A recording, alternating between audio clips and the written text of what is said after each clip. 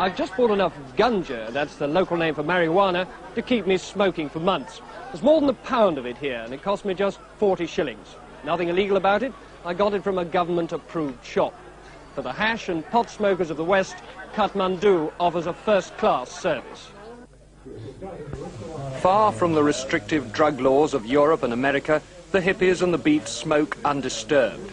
Mixing the strong but rough local product with shreds of tobacco, they pass a wooden pipe or chillum from hand to hand. Only rasping coughs break the peaceful silence.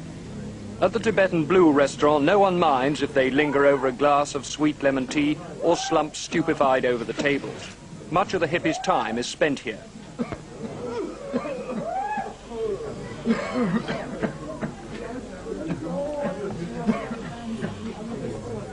Once or twice a day, they emerge gingerly into the narrow streets to clear their heads and visit the temples to be found all over the old city. For the hippies, the easy-going religious life of Nepal is attractive. They like the mixture and muddle of Hindu and Buddhist thought that the local people accept.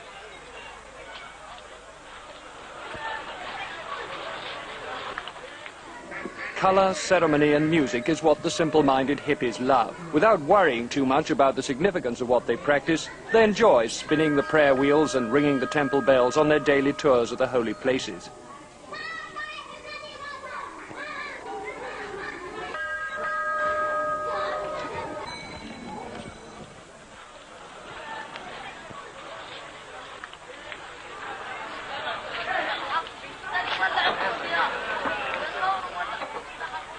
Whether or not these young men are tuned in, they've certainly dropped out of the society they knew. Sven was a Swedish college student. Mike, a motor mechanic from South London. Chris, a graduate who'd just finished a course in criminology at Cambridge. Together, they've quietly rejected the practical Western world and seem not at all sure that they'll ever want to return.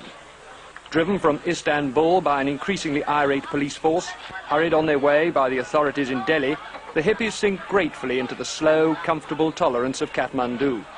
Here they live cheaply on goat's milk and cheese, bread and raw vegetables, sustained by money sent from home and occasional cadging from tourists.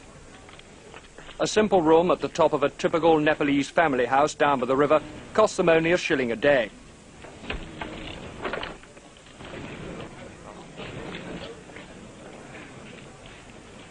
The hippies don't need much to make them happy. They're not worrying about tomorrow.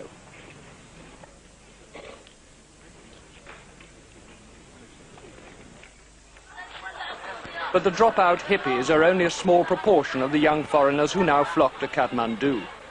Their base, from which they set off on energetic mountain treks or cycle expeditions, is the camp hotel and restaurant, no more pretentious than the Tibetan Blue, but considerably cleaner. Its owner, Ravi Chawla, offers cheap but good food to these world travellers, served with great efficiency by his 12-year-old head waiter, Karma. The clientele is mixed. American ex-soldiers from Vietnam, black power leaders on their way to train as guerrillas in communist China, British emigrants to New Zealand, and climbing enthusiasts from Germany. Ravi admits to some surprise at the camp's success, particularly in view of the fact that he doesn't allow visitors to smoke pot. You see, the thing is, I have opened this place for travelers, not for the hippie type who want to come to Kathmandu just to smoke. And even that, the percentage of people who come to Kathmandu just to smoke is very, very small. Almost, I'd say 90% of people who come to Kathmandu, they may have a rucksack on their back, they may have a big beard, or unshaven, they may not have had a bath, but you can't classify them as a beatnik or a hippie. For the travellers, it's the place and not the drugs that draws them here. But for them, as for the hippies, Kathmandu seems to offer a secret haven in which to escape the busy world outside.